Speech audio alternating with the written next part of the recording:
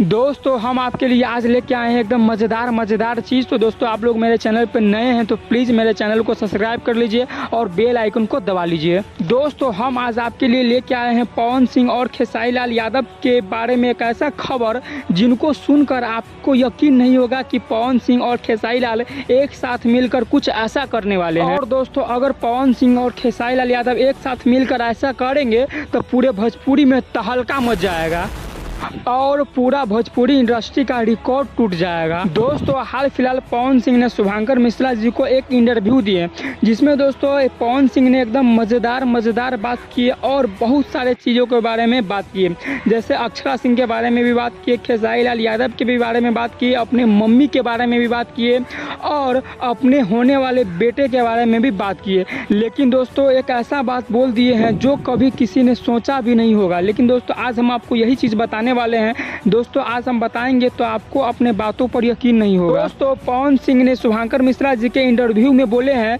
कि हम और खेसारी एक साथ बहुत जल्द एक तगड़ा फिल्म करने वाले हैं। लेकिन दोस्तों जैसे ही वह फिल्म रिलीज होगा तो दोस्तों भोजपुरी में तहलका मच जाएगा। दोस्तों आज से पहले जितना भी रिकॉर्ड बना था भोजपुरी में पूरा टूट जाएगा और पूरा टूट के फरकच्चा उड़ जाएगा। लेकिन दोस्तों आपका क्या राय है इस पे? भोजपुरी में ऐसा कुछ होने वाला है कि नहीं?